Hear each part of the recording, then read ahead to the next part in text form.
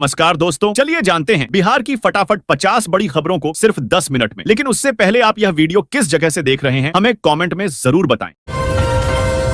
बिना रिजर्वेशन की टेंशन खत्म, 21 फरवरी से चलेंगी 32 नई जनरल ट्रेनें। लिस्ट देखें दोस्तों, भारतीय रेलवे ने यात्रियों की सुविधा को ध्यान में रखते हुए एक बड़ा कदम उठाया है। अब बिना रिजर्वेशन यात्रा करने वाले यात्रियों के लिए खुशखबरी है। 21 फरवरी 2025 से भारतीय रेलवे 32 नई जनरल ट्रेनें शुरू करने जा रहा है। यह कदम उन यात्रियों के लिए राहत लेकर आएगा जो बिना आरक्षित सीट के यात्रा करते हैं और जिन्हें अक्सर टिकट की उपलब्धता को लेकर परेशानी होती है। इन ट्रेनों का उद्देश्य आम जनता को किफायती और सुविधाजनक यात्रा का अवसर प्रदान करना है।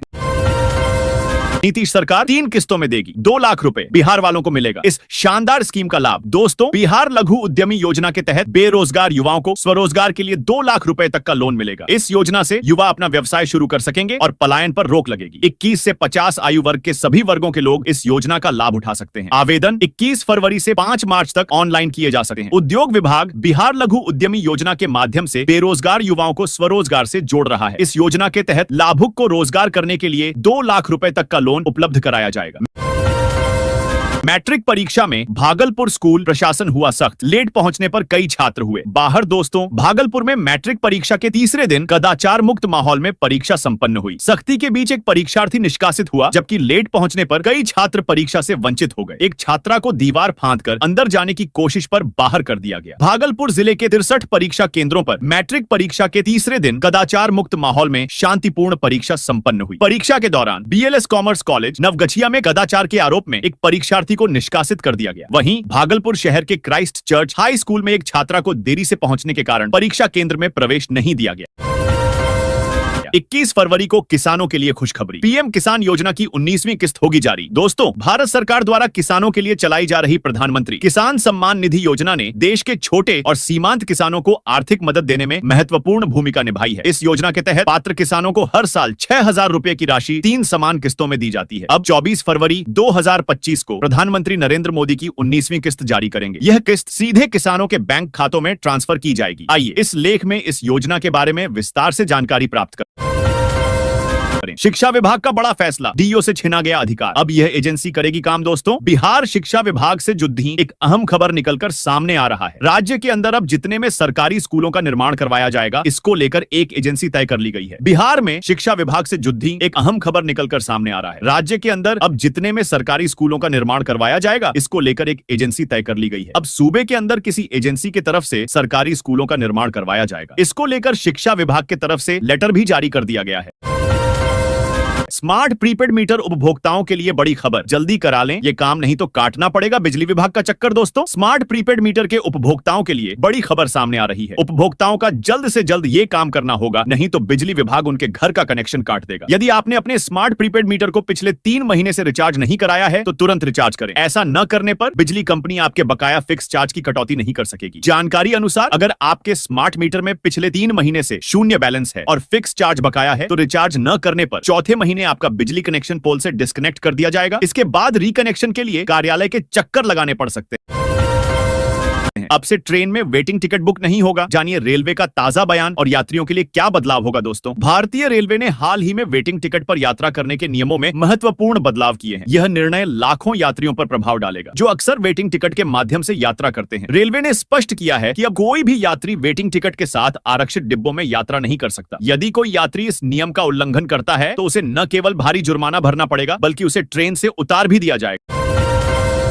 बिहार में इन लोगों की संपत्ति होगी जब्त, सरकार ने लिया बड़ा फैसला। दोस्तों, बिहार सरकार ने खनिज संपदा कर नहीं चुकाने वाले बकायेदारों के खिलाफ सख्त कदम उठाने का फैसला किया है। ऐसे कारोबारियों की संपत्ति जब्त की जाएगी। बिहार में लघु खनिजों का इस्तेमाल कर समय पर टैक्स नहीं देने वाले लोग अब खान एवं भूतत्व विभाग के निशाने पर हैं। इसको लेकर सरकार ने एक उच्च स्तरीय बैठक में यह निर्णय लिया है कि बालू, ईंट, पत्थर जैसे लघु खनिजों का इस्तेमाल कर समय पर जो कारोबारी टैक्स नहीं चुका रहे और जिनके खिलाफ नीलाम के वाद की प्रक्रिया चल रही है, उनकी संपत्ति जब्त की जाएगी।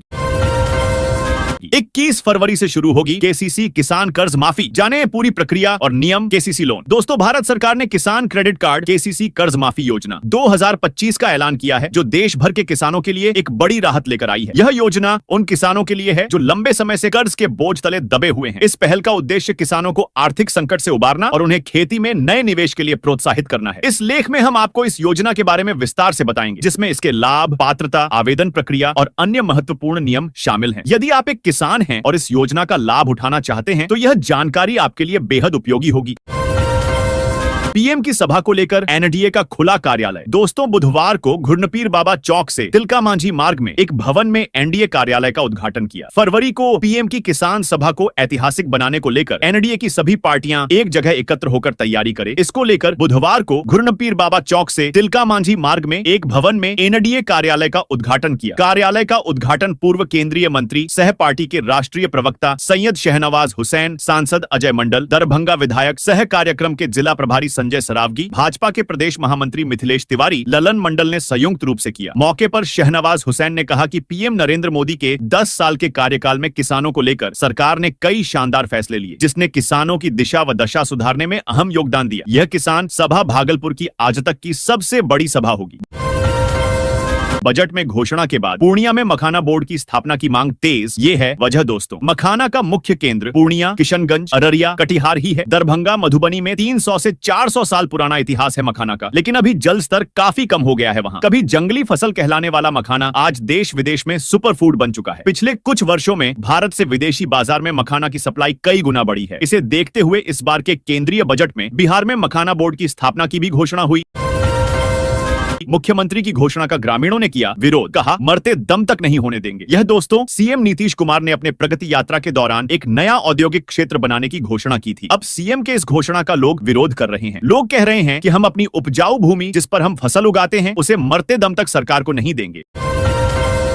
रोहतास को सीएम नीतीश ने दिया सैकड़ों करोड़ों की परियोजनाओं का तोहफा। सड़क, पर्यटन, उद्योग विभाग की दर्जनों परियोजना स्वीकृत। दोस्तों, प्रगति यात्रा के क्रम में बुधवार को मुख्यमंत्री नीतीश कुमार रोहतास जिले के दौरे पर आए। इस दौरान उन्होंने जिले के लिए कई बढ़ी योजनाओं की घोषणा की, जो ढांचागत विकास के साथ ही पर्यटन और उद्योग जगह से जुड़ी रही। मुख्यमंत्री नीतीश कुमार ने बुधवार को रोहतास जिले के लिए कई योजनाओं की सौगात दी। प्रगति यात्रा के क्रम में रोहतास पहुंचे सीएम नीतीश के द्वारा जिन योजनाओं की घोषणा की गई, उसमें रोहतास प्रखंड अंतर्गत रेहल से रोहतासगढ़ किला होते।